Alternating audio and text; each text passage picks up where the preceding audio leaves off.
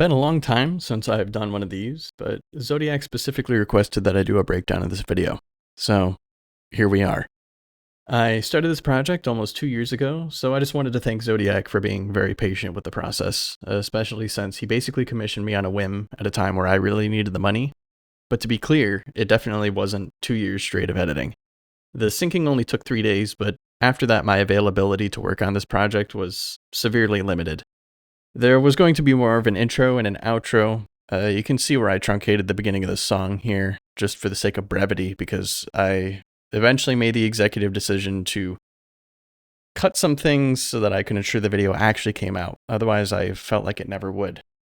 But aside from time constraints, a surprising obstacle I encountered was recording Halo CE angles on an operating system that wasn't Windows, because my first tool of choice was Halo Checkpoint Manager, which does as the name implies, but it also has a FreeCam tool. However, I couldn't get the tool working through Wine or Proton, so my fallback option was the multiplayer DigSite mod from the Steam Workshop. And it has a FreeCam tool if you spawn in on Red Team and there's at least one turret enabled. However, people on Blue Team will spawn in wearing the Macworld armor, which is not representative of the gameplay. So my dreaded final option was to offload the creative process of angle work to other people. And the reason that's always so hard to do is that you can have something in your head, but when you describe it to someone else, they're never going to envision the exact same thing.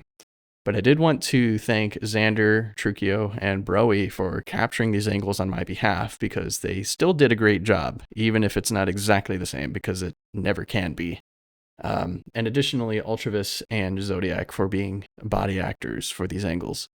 The first angle was captured by Xander, and again, there was going to be a more elaborate sequence of them, but that got cut. And I just had him do a straight down shot where I did the work in post, where there's a rotating transform and motion blur, just to transition into first person, where I then do the first of many instances of a faux depth of field, which is something I use a lot because it's so easy to do now and very simple. In the past, it would have taken hours to get a perfect roto, especially on 60 FPS footage. But nowadays, DaVinci Resolve has Magic Mask, After Effects has Roto Brush, and Premiere 2026 even has like a one-click isolation tool that can make roto tasks a matter of seconds or minutes instead of those hours it could have taken.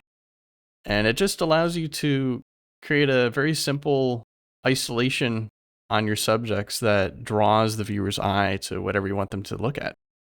And that's what I started this video off with, because he's pulling out his pistol and he's gonna shoot this Spartan to start the gameplay.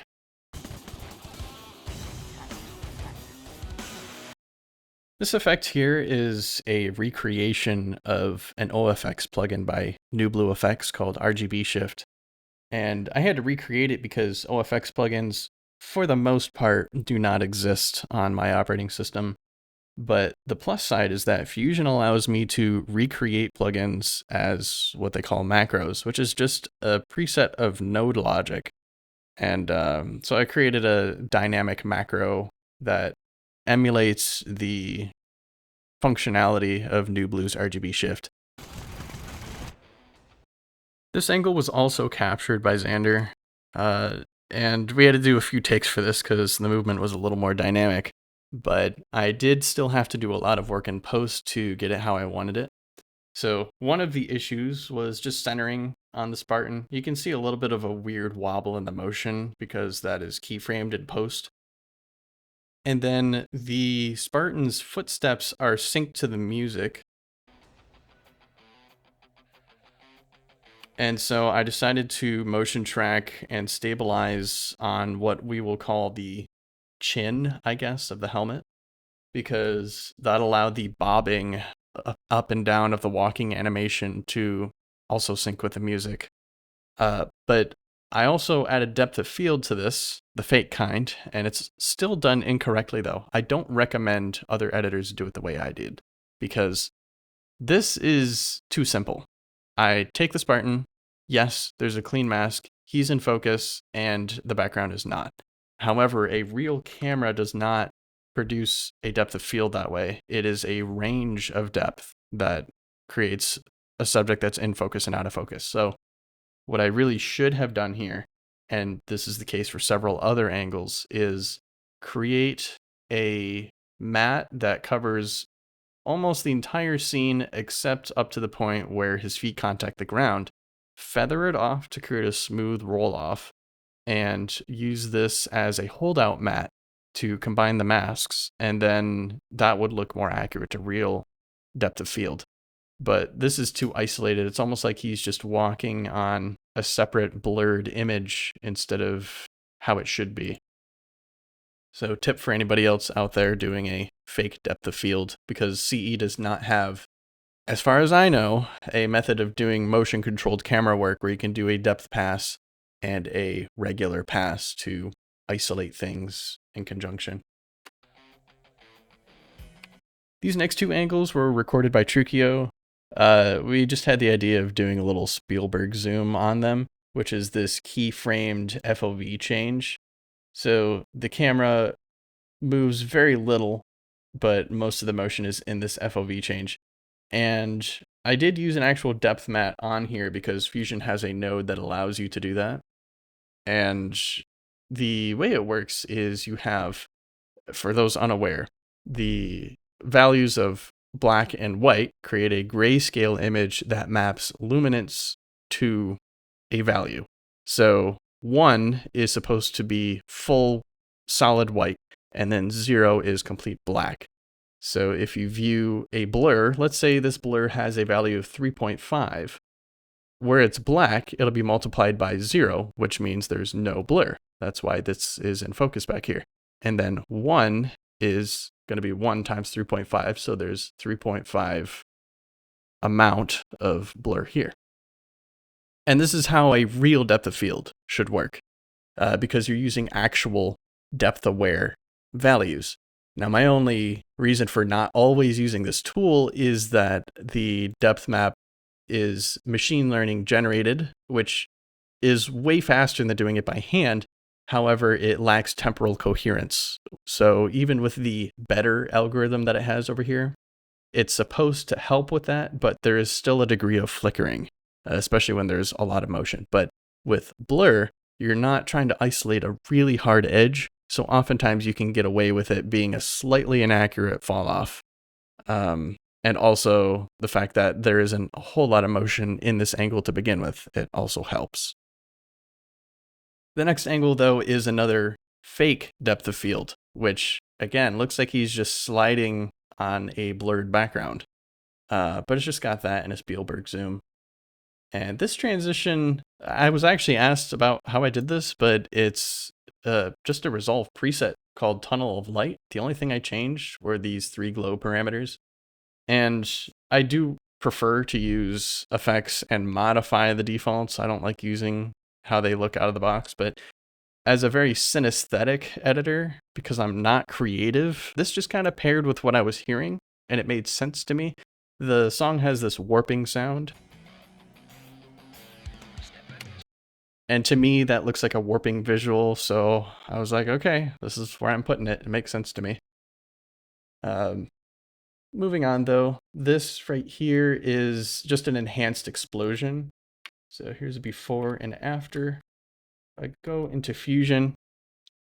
I was able to use, once again, Magic Mask to assist my process of roto. And the reason I had to roto this at all is because I did use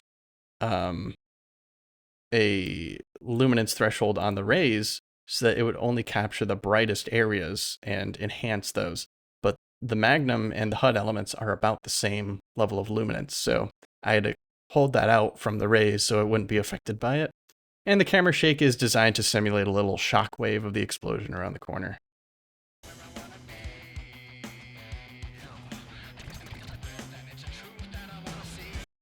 I do try to make a note of including teleporter audio in every instance where he actually walks through it. And I can't tell if it's actually more immersive or not, because something about it still just doesn't quite sound directionally accurate. So you can let me know if you think it actually helps with the immersion or ruins it when placed in post like this.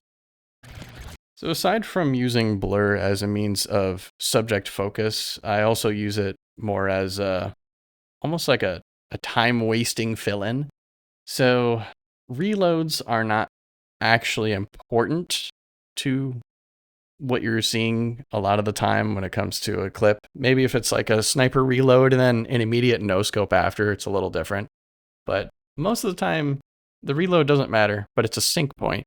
And also missed shots don't actually matter, but I like to include it for context. If you jump around too much, it's going to look really weird.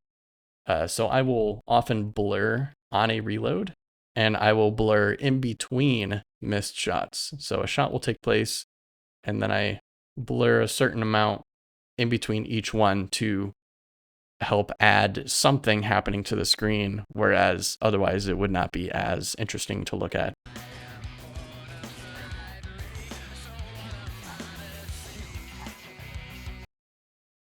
This is another magic mask isolation. I couldn't get a good mask on this guy, even though he's the one being spawn stuck, so I just kind of left it as is. But there's also a very subtle lens flare that I tracked to the grenade. I realized later that a lens refraction would be better, so that is what I use for the rest of the video. But I think I just forgot to change this first one. So this effect is a recreation of Ecto from Red Giant's Universe plugin suite, which once again does not exist on my operating system. So I have this macro to quickly emulate that functionality. But the way I did the little wipe on the pistol was just a magic mask. But it did include the hand, so I additionally matted it with a Lumakeer just to get the actual barrel. And I used a rectangle mask that wipes upwards to make it fall off of the pistol. Because the way it actually works is the Ecto effect will apply to the border of an alpha channel. So by the mask isolating it, I'm controlling where it takes place instead of relying on a luminance threshold, like light rays, for example.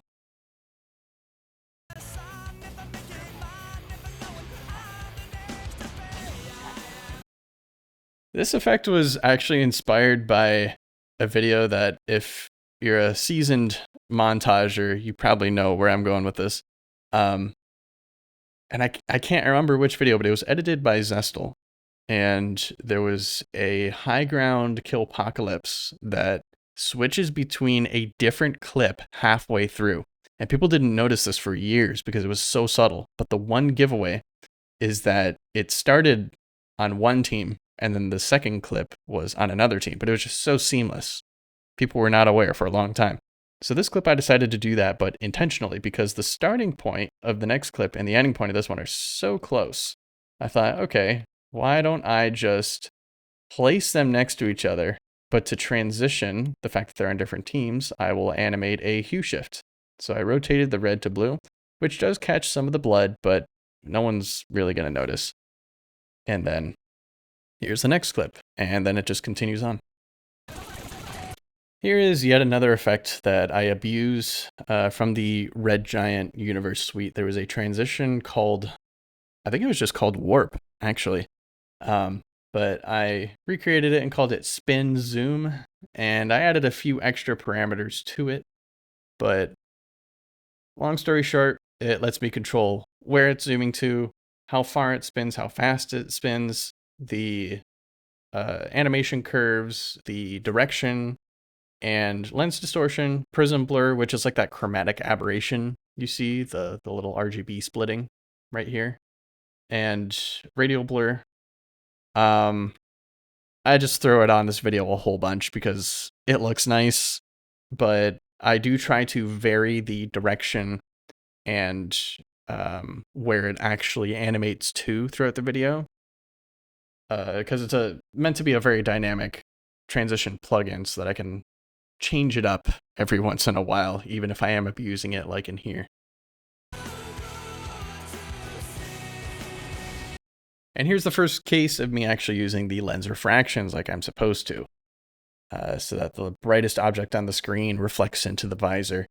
However, I did have to track this by hand. There's no real pattern to do an automated motion track, and that wasn't difficult, but because there's a frozen frame in the footage, I animated a keyframe between these two, and therefore the effect actually pivots incorrectly due to the dropped frame. That's a little oversight that I didn't notice until after I finished the video. This is the inevitable cringe motion track text on the wall that I always do in any video. But I did try to do some match compositing to make it a little better. This is a simple planar track though, and I just do check your corners because this guy spawns in right around the corner, and then same with when he's up here, you know, the guy spawns behind him. It's whatever, usual cheesy motion track text.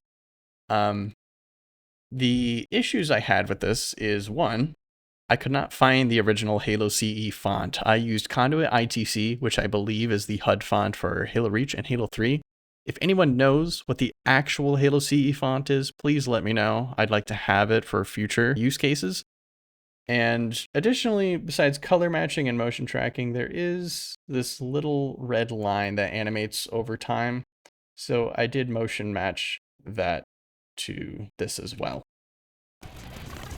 This transition animation is also a preset built into Resolve, but I did want to change a lot of the parameters so it didn't look like a stock transition.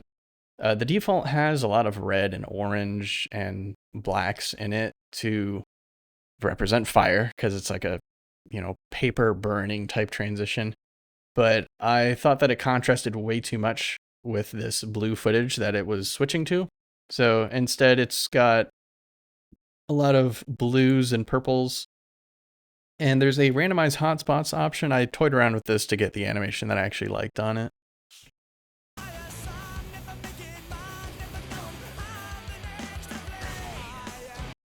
This angle was recorded by Broey. It took a few takes because I really wanted to get a good shot of the player that was firing through this crack to be visible. It still didn't quite have as much visibility as I wanted in the end, but it was good enough. Zodiac was also the body actor on this one. I think it could have looked a little better if I did like a depth of field on this, like a rack focus, which is where you change the focus over time. But I don't know, I don't think the proper depth would have been very easy to do to keep this in focus and then very quickly switch to the focus here and then transition out so quickly. So I left it as is, all in focus. This angle though was very short, and it does use the fake depth of field where I just isolated the Spartan here, but it looks better than the other ones because this texture on the ramp is so undetailed that blurring it almost makes no change to how it looks. Whereas back here, it's much more noticeable because of all the detail being stretched out by the blur process. So this one looks unexpectedly better than the others, but not because I actually did something better with it. And here's another one of those spin zoom transitions, but instead this one goes backwards, again, because I try and vary it up. This next clip was such a pain to work with because I tried my best to fix the color on it. This is the before. And when you zoom in, you've got all this night vision stuff going on. So I tried to color cancel it by pushing the greens towards purple. If you're not aware, basic color theory, you can subtract a color by pushing it in the opposite direction. So opposite green is purple. And then I isolated it to the scope region. But in the end, I think I might have just harmed it more because look at all the detail loss on the Spartan. Granted, there's already a lot of detail loss, which is why I was trying to fix it. But yeah, it was a real pain. So that did not work out the way I wanted, but hopefully it's considered an improvement, maybe. The other part too is I did have this sync point where I didn't know what to do. If you listen, it just kind of stops for a moment. So I just got lazy, added a temporal blur. Originally, I was going to do a whole motion graphics. Yeah, I even put it in my marker. Motion graphics animation, Board of Silence, because those are the lyrics. But I toyed around with a couple ideas and they all just looked really cheesy, so I left it as is with a lazy solution. This overshield sound is surprisingly fitting with the music, and I don't think it's because it's actually in key with the song itself. It's because it's such a large glissando going up, what, maybe like a whole octave? But if you listen to it, it just kind of sounds like part of a bass line in it. And part of it too is because the background instrumentation goes from a lower register to a higher one, just like the overshield. So I thought it sounded kind of cool, but I also felt like I was pushing the volume too hard at some points and didn't want to go too far with it. Otherwise, it would seem like I'm blasting it in. But I did also want to point out, because I forgot to mention this earlier, that I view adding weapon audio into the song as adding an instrument. It's not something that I view should be on top of the music. And specifically, you will see that I alternate sniper audio. So there's Sniper Rifle Shot 2 and 4. And the reason for that is every weapon audio in all Halo games has multiple variations. And these variations have different degrees of pitch. So I try to imitate the weapon audio as percussion because you're syncing it to the music, which, percussion is rhythmic. And so your weapon audio is rhythmic as well. And the particular type of percussion I imitate is called a timpani. Now, a timpani is tuned to only have the first and the fifth interval, I believe, of an octave because there's only 2 drums that you hit. And so there's that lower pitch and that higher pitch that will match based on the current tonalities taking place in the song at that point. So when I have my gun audio, I will take a lower pitched sound and pair it with when the song is in a lower register. And then I play the higher pitched gun audio when the song moves up to a higher point. So if we listen to this song as an example, if you listen to the lyrics, he says world. And when he switches down to is, it lowers. So Sniper Shot 2 is a higher pitched one than Sniper Shot 4, which is a lower pitched one. But anyways, that's my brief music theory logic behind how I do my weapon audio. Again, please let me know if anyone else does it that way. I feel like every time I describe this to someone, they don't really understand what I'm talking about.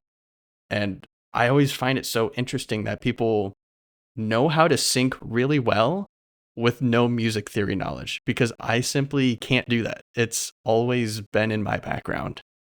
So yes, please let me know. I'm very curious.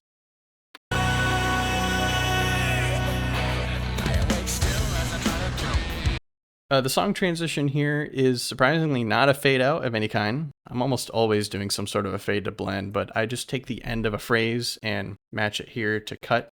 This trimming was not due to reducing the project size for the sake of getting it out. This was a decision made when I had all the clips in place because there just really wasn't any more room. So this just helped it fit without having a bunch of wasted space before that other choice was made.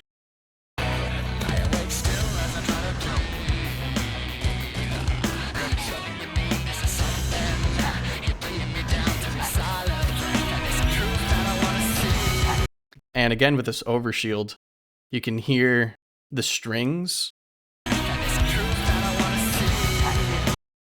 And then if we do with and without, you hear how all the instrumentation kind of goes up in pitch with the overshield. So I like the way that blends. I tried to do that in each case where the overshield came up. Also, my bad, I forgot to lower the volume of this again. So this clip had a couple element replacements in it. Zodiac wanted this to be an Easter egg because, one, he obviously Xbox recorded that. This is actually all DVR footage, but I super scaled it up to 4K and rendered at 1440p, minus the angles. But I actually had to replace some HUD elements to comply with that request. So I promise this node graph is not that complex. It's all sequential. But it starts off with merging a removal of the text, which is just done with a clean plate node, which works by taking either a given color or a matted region and averaging the pixels from around it. So because this is such a heavy Gaussian blur, it just fills it in almost perfectly. And I didn't have to do anything. I just clicked fill after applying a mask over it. The next element is the replacement text, which again uses conduit ITC. I don't know what the actual font is supposed to be. And then I do a logo removal on this Slayer element here. It's not perfect, but it did enough of a job to at least take it out so that I could then put the actual Xbox logo on top of it, which I got this SVG from, I think, the actual Xbox.com website. I believe there's a directory where they have branding elements and whatnot that you can download. So if you ever feel like using this Xbox logo, that's where I'd check. And then I just merge this on top of it. And then it's keyframed to come in with the HUD, as you would expect, because it's not an instant change when the menu shows up. From here, then there was one last replacement, which is to put Zodi's normal logo on here. The logo itself is kind of crusty and has a black background. This is not transparent, so I had to do a Luma keyer on top. Thankfully, though, the white aliasing artifacts don't really show up in this final composite. The background was also removed with another clean plate node here. So blank slate, composite the image on top, and that's it. For 2 seconds, probably less than that. This effect here is something I've done before. There's a video I edited for Hyena, one of his leftover stuff. I can't remember the name. I'll probably put it up on screen in a moment. But this is just another simple mask isolation trick. I did use Magic Mask, which is usually quite bad at masking structures, actually, because it's good at segmenting edges of objects, and especially if they have high contrast. So like this sniper and the arm here is very obviously different from the bridge. The machine learning algorithm can determine that. However, when you have something such as this corner or this ramp, they're very similar, both in color and luminance and even patterns sometimes. So the edge is a little bit wobbly, but I feather it out, and so it doesn't look so bad. And the Magic Mask did allow me to also cut out the shadow in the Spartan, and also here with the AR, it's also isolated, so I didn't have to do all that work. But the segmentation process was a little weird, but the feathering and the glowing really helped make it look normal instead. In the past, the other example I was referring to, I did have to do that by hand.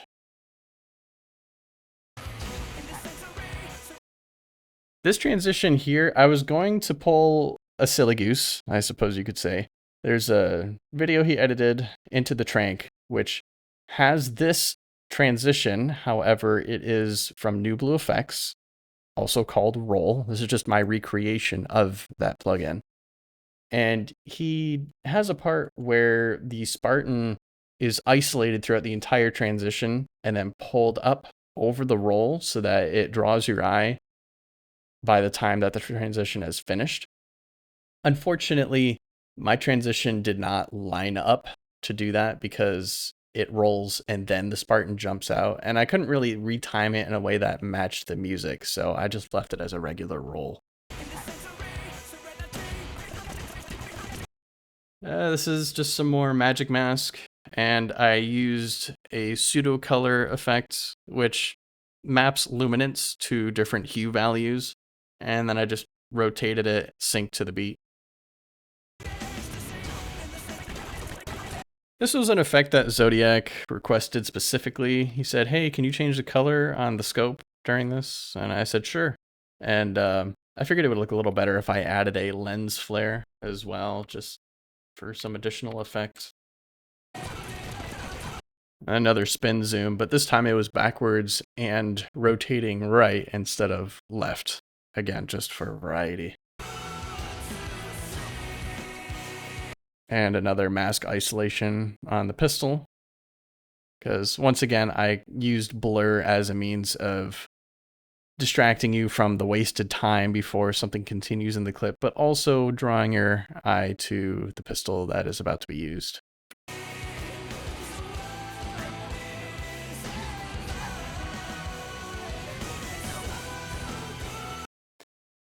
At this point, I started using a flicker to change the brightness in sync with these percussive fills. If you listen carefully, there's like a quad hit on the snares.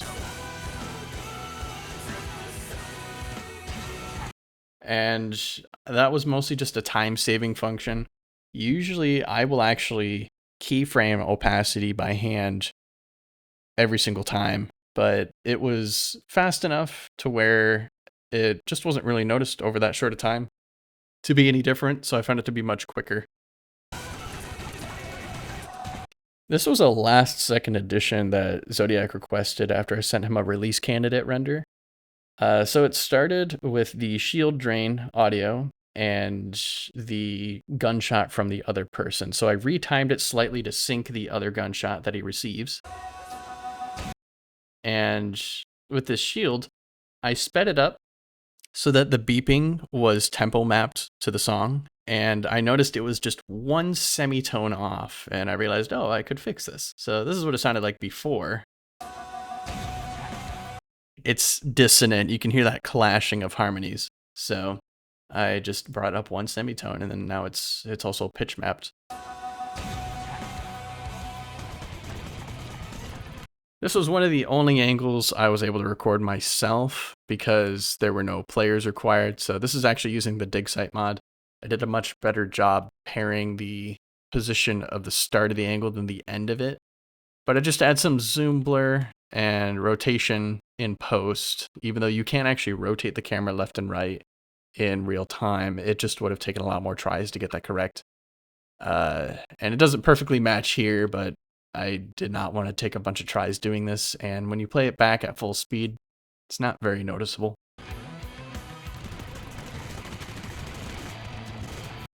I remember specifically spending some time going through all the clips before they were placed in the timeline to have one that ended with 4 shots and was a higher multi-kill so that I could sync these last 4 percussive hits.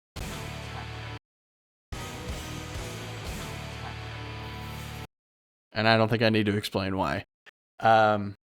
This was also a request from Zodiac, though, the HUD fading out.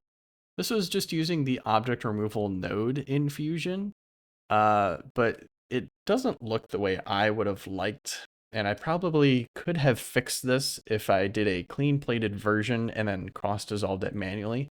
The reason it's so wobbly and weird is because technically this clip is being slowed down with optical flow, and therefore it is interpolating from something to nothing over the span of 1 frame. And the motion vectors are pulling from the outside to the inside, and it creates this weird, like, wobbly disappearing effect. I don't know if some people actually preferred that look because it was less uniform or not, but I think it just looks less clean, honestly. This angle here, I don't know what made me think about it because it's not synesthetic at all. If you listen to the music, I mean, there's nothing going on. It's just the crossfade between each song, which thankfully was a very easy way of transitioning the songs. It sounds almost perfect as is. But I always had this idea of the camera being above the glass on Derelict and looking down on some sort of a time-lapsed fight scene. So I did do that, but additionally, I added a temporal blur to give it this huge smearing effect, as well as a tilt shift blur, which is what helps give it that miniature look. Because of the way focal planes work, and I mentioned that cameras typically capture a range of depth, that range of depth is usually going to be either far from you or close to you, not far and close, unless you're extremely close to your subject. So adding a tilt shift blur like this simulates the appearance of capturing something that's very small as if you're really close to it, even if you're not. So just a little tip for anyone that wants this kind of appearance in their footage. And you can see here, I'm relying on that flicker again to match the fast-paced sound change. Instead of having to manually keyframe the opacity like I normally would, it just makes more sense. Same with that hit of the snares. You'll hear that later in the song too, where it's almost the same as Themata, which, by the way, this song choice was between me and Zodiac. I chose Themata, but he chose To the Pain. So I mentioned creating the RGB Shift plugin myself because New Blue Effects is not available on my operating system. However, I've found that since creating it in, I think it was DaVinci Resolve 17, the various API changes, the scaling of parameters has not been the same since then to now. And the RGB Shift values that I have put in aren't really like punchy enough. They're not as aggressive as I need it to be. So I actually had to recreate the plugin from scratch to get the look I wanted, which this doesn't have the full feature set of my plugin, but the simple RGB Shift itself with the animated positioning is recreated, and I'll go over how I do that. So here I just take an HSL keyer to isolate the blues. I didn't want the whole screen to have any chromatic aberration, just little elements, and had them twitch about. And each node in Fusion, you can isolate the processing by color channels. So this one's the red channel, this one's the green channel, and this one's the blue channel. And from there, I added a modifier to the center position with a perturb, and that just randomizes the value. So I changed the scale and the speed till it matched what I wanted it to look like.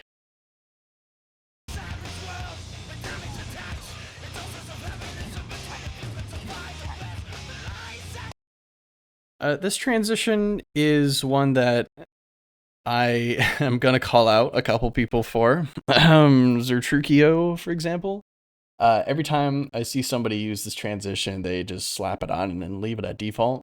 And it has this like whole holographic rotation thing, but you can do a lot with it. I think it looks really cool, but you know, this little spin animation is not something I wanted. So instead, you can modify it to have a top-down view, and then it displaces towards the camera, and then it just goes back to the other. And it's enough of an obscuring effect to where it transitions really well. But that way I don't need to do like a full 3D spin of everything in the span of half a second. So it just punches towards the camera and punches out. So you don't really have time to see what's going on. This is just a zoom blur that's keyframed to follow the Spartan. Again, another way of leading the viewer's eye towards what's going to happen. And it allowed me to sync it instead of trying to cut away at the time I needed. So little keyframe focused with the center exclusion on the Spartan. And here's another example of how dynamic the transition can be. It's the spin zoom again, but there isn't even a spin added to it. So it almost looks like an entirely different transition, like one of those 3D pan, I believe it's called, from the Sapphire OFX suite. This was another effect requested by Zodiac, and in his words, he wanted the line thing in his video on these bass riffs. So if you listen to the music real quick, that's the bass line he's talking about, and it shows up a couple times in this song. The line thing he's referring to is, I guess, now a running meme of my videos, which includes Mirific's video and Resilience video, and now this video. But the line thing, as he means, is just this animated line that's motion tracked and then meets up with the subject in frame. So this is a planar track that I actually had some trouble with. When you gather tracking data to do a match move, sometimes you can feed it too much data, and sometimes you can feed it too little. I was having a hard time striking that balance to get the tracking data I needed. But the animation itself is applied post-transform, so I didn't have to draw it on here separately from where it would have been without the transform, and then just guessing where it would have been. So I just take this polyline, which is a mask, and then I feed it heavy motion blur, and I animated the position and length over time over a background. The background is fed the same color as this muzzle flash and the bullet trail. And then on top of that, I give it an exponential glow because this looks boring. This, however, looks way better. And an exponential glow is what I recommend if you're trying to actually make something in the scene that didn't previously exist glow, because it actually has a more natural fall off. The other glows that you see in most softwares will be a linear fall off, whereas an exponential glow falls under the inverse square law that light actually has in real life.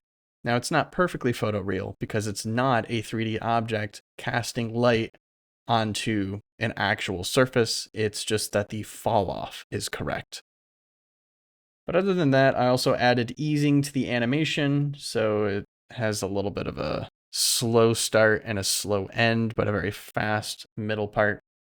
And on top of that, I added a lens reflection so that it just helps composite this really bright thing showing up in your visor, kind of like the grenades do. But I didn't want to linger on the reflection too long, so it's just very brief as it passes behind the pistol, which, again, I simply used a magic mask to isolate on another layer and act as a holdout mat for this other layer that processed the line animation.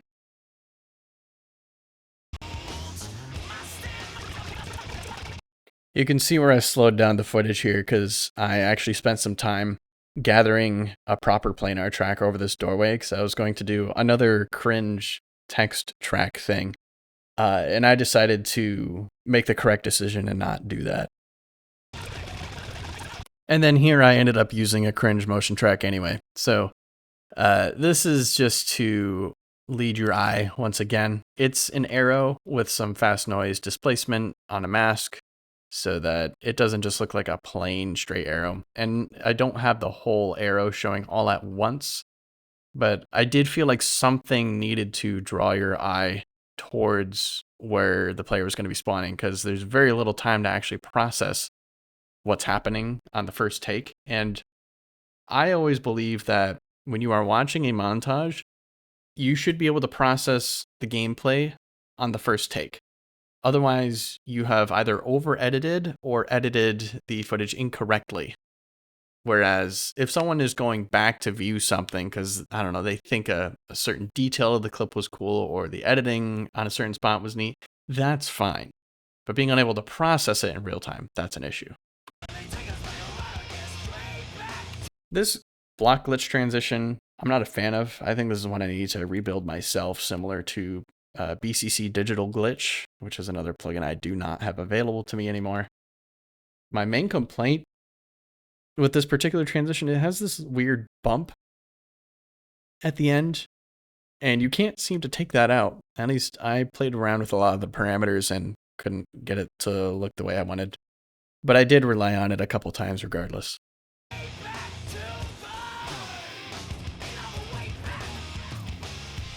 This angle sequence was captured by Broe.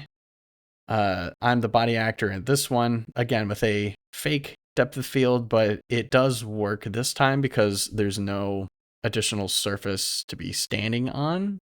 So you could argue this is kind of correct. And then Alt is the body actor here. I did not do this with 2 takes because that would have been an absolute pain trying to motion match the plasma grenade into the shot. So instead, I took a single image before we recorded the angle, and I used that to swap out over the footage at the right time. So to show you in Fusion, I took Magic Mask to isolate the Spartan because that's the region that needed to be temporally removed. And this is the original screenshot. So now that I have footage here of the Spartan, I isolate and then I apply that to this and then freeze frame it. Oh, that's why we're not seeing the change. I'm not in the right frame. Okay. So I Magic Masked it, feathered it out heavily, froze the frame, and then I merged that. Then I took a depth map to get a proper depth of field, because this would have taken a lot of isolation to get correct, and it's a static shot, so it does okay with the isolation. And I do my tilt shift blur, and then there's just some brightness and contrast changes to help blend a little, but the main component is taking this feathered edge and swapping it out right at the time that I wanted to fake him spawning in. So you can see there is a very noticeable cut here, but in real time, it's not very noticeable. And that's what matters because, once again, I do not think there's a way to motion control things in Halo CE, as nice as that would be. You may also be wondering, why did you add a Killtacular audio to this? Anyone that's played Halo CE frequently enough knows that the detonation timer on the plasma grenade is way too long to connect a multi-kill. So because of that, this was not a Killtacular spawn stick. In fact, there's no mention of it in the kill feed. But the reason I added it is because if this was any other Halo game, and if you got a spawn stick like that, and the detonation timer was normal, as it is in other games, then it would have actually connected as a Killtacular. So because it is a limitation of the tech in the game and not what Zodi did to connect it, I just put the Killtacular audio in because realistically, it's essentially a Killtacular. But if you want to be a purist about it, I understand your take on that because it is not technically a Killtacular. And here's another one of the line thing animations. When I was trying to brainstorm this one, I really didn't come up with anything at first other than some kind of line that would zoom around and then come in at the camera, but I didn't think it really looked right, and the timing of it also wasn't able to be extended as long as I wanted to. So I went with this idea of the light leaves the body and then it follows the perimeter of this texture here. And then it will connect to this light, and it's hard to see because of the quality, but there is in fact a ramp here that goes along this. The tracking data is slightly off because it's not coplanar with the data that I already captured for the floor, but it's very brief. I'm assuming people didn't notice. And the goal is that it goes into here and illuminates the light as it like charges it up, I guess. But this is the exact same setup. It's a polygon, and I drew the shape post track. Background is the same as the muzzle flash. It uses an exponential glow. It is planar transformed. And then from here, I take a planar tracker over this so that I can then also add the light rays to it. So this planar track output is specifically set to show the alpha matte, because that is an option you can do.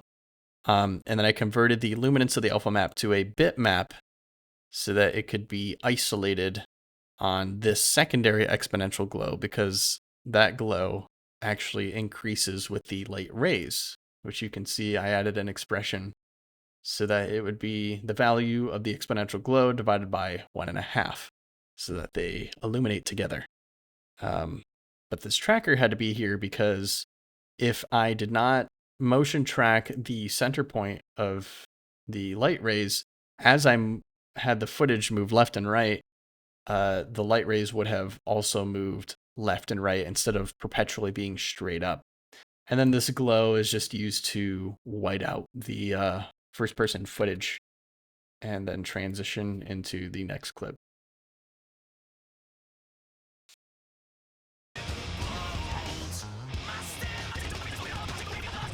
Another tip for doing audio work that I recommend is panning your audio. So in this right here, if we take a listen,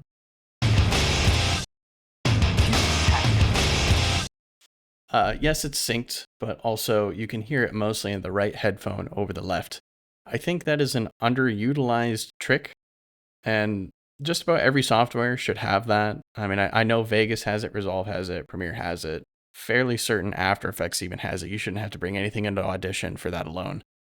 Um, just to add more immersion to where things are happening, because when you put something that sounds straightforward, but you're seeing it to the right, you know that it's added in post. And yes, we all know everything is being added in post, but at the same time, your job is to fill in the gaps from not using the raw audio because you're trying to make it more clean, right?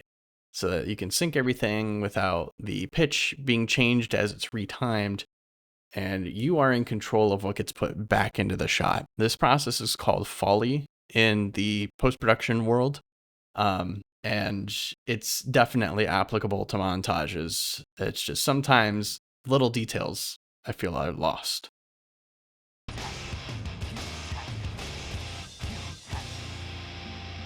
This next optical flow section is so ugly, but I tried to fix it with a depth-based blur. But the problem is that this is the depth range that I'd be isolating to keep this in focus. And that includes this ugly warp on the wall. I'm normally very particular about warping with optical flow. I do not like to have any of it at all. But in this case, it was kind of unavoidable, unfortunately. It's really funny though, this guy in the background just like warps from frame to frame because of the slowdown. I don't know what was going on with that, but that was not intentional at all. In this next section, the song changes thematically, so I wanted to pair that with visual and audio accompaniment as well. And the visual changes I made was to add a vignette and a perpetual lens reflection. And the idea of that was almost like being in a cave where everything's really dark, but the light sources are super refractive and almost overbearing. And to accommodate that idea, I also added EQ and reverb to all the audio. So, for example, if we listen here, so you can hear the reverb and the EQ. Now, the way EQ works, again, if you're not aware, is it's simply a graph that demonstrates frequency and amplitude. So here we have our decibels, and this is the pitch, you could think of it as. So if the audio is above 4 kilohertz, then there's a drop off in the volume, which means that I'm cutting off the high ends. If you want to analogize this to something else, it's like being behind a wall or underwater. You can't really hear the high tones as much. Or the opposite of that, if you listen to a phone call or like a radio, you would cut off the bottom end to reduce the bass because those components don't come out well through those devices. During this, I just tried to use as many Luma and non-additive dissolves as I could to make it look like Zodiac wasn't looking around or moving around much, and just, spawn trapping these people. You can't always get a perfect trim out of it, but those are often the transitions I use to make things look as seamless as possible. There's also a smooth cut in Resolve, but it doesn't work well with a lot of motions, and it has to be very quick. It's definitely not designed for gaming footage. It's more for like talking head videos where someone needs to make a jump cut look like it's not a jump cut. So this part does have that bass line as well, but I could not get a good motion track on anything that mattered for this because I could have maybe tracked this bridge here, but then he zooms in and it becomes a real pain to try and do that. The zoom in also makes it very hard to motion track on the ground here, especially with the muzzle flash going on. So I gave up on that one and just said, hell no, we're skipping this. A nice feature of my custom recreation of the roll transition is that I can actually go diagonally. The new Blue Effects version at least back when I used it, only had options to do it horizontally and vertically, but not in between. And I was going to add that same into the trank isolation idea on the roll because, again, I like that look, but I wanted to try and fit it in this time. And it just looked weird. I did a successful isolation of this area, but it just looked funky being a whole thing instead of a person. I think it looks much better on more narrow items like a Spartan or maybe a gun, but not a whole section of the map. And this is another section where I did that RGB shift, but I actually had to copy and paste the nodes over instead of using my macro because, once again, my macro just wasn't doing the job. It's arguably a little more sloppy on the isolation because it includes parts of the map, but I like the way it looked, so I actually ended up keeping it. So my videos always seem to be a source of memes now. I have the F is strange to me in Impact's Halo 3 montage 1. There's the Cheese, Moon, and Eli and Zeus dualtage, the star transition in Mirific's video. And now we have the peace out meme where the guy just, does the peace out sign and fades into the void. And this happened because Zodi jokingly asked if I could remove that guy. And I said, sure. And it works.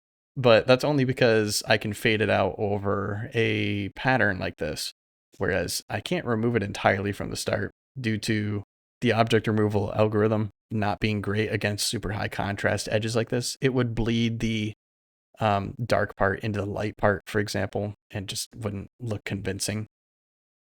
But that's the new meme of my videos, I suppose.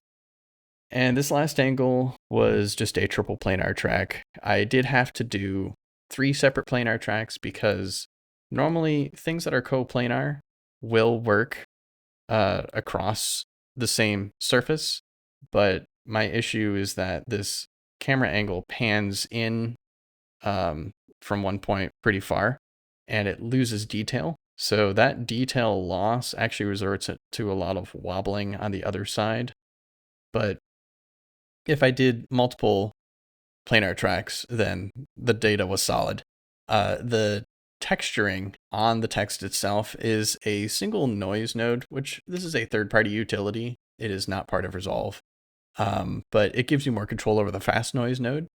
And I just use the smoke preset to generate holes that would kind of add like an ash or wear type pattern to the text. And it's only one pattern forked off into all instances of text, and that works because they're all slightly different from one another. These are the same size, but this is left adjusted and this is right adjusted. The music credits are a smaller piece of text so that it can fit more horizontally. So that variation in the text itself allows the pattern to look random even though it's using the same texture underneath. But the actual compositing of this was pretty simple. I mean, it's just an overlay blend mode, or maybe it's a screen. Yeah, screen blend mode. And it's got the text. It has the noise piped into the mask input. And then for the final mask, it was a little bit different because I added a point light, so to speak. It's not a real 3D point light, but I simulated a point light because this light was kind of flashing up into it. So the way I did that is we have layer 1, layer 2, layer 3. This is the foreground layer, which takes the background of the merge to the foreground of this planar track. But the text is forked off into a bitmap, which takes the Luma channel of the turbulent noise in the text, and then I isolate that alpha channel with this feather and then pipe that into a background that's designed to just brighten it up a little. And then I composite that onto the foreground, and then it's merged and placed into the output. But that's about it for this project. The only other thing I did was add an adjustment clip over the whole timeline with optical flow and vector motion blur to simulate RSMB. I suppose if you've made it this far, I'll provide a channel update since I don't really have social media for people to follow me on, and I don't really do a whole lot of commentary videos. I have a video in the works from someone else, surprisingly. That might be a first, actually. He just asked to have some of my footage and do something with it, so I said, sure, go ahead. That should be up pretty soon. And there is one more video with footage from other people in my backlog that I need to finish. And beyond that, there's the mountain of my own gameplay I still need to edit down into highlights and mini-tages before I stop playing Halo altogether. So those should be coming out at a much more frequent rate than uploads have been on my channel for the past few years, now that I think I have a little more time. And beyond that, there are some plans that are not quite set in stone, so I will not be elaborating on those until then.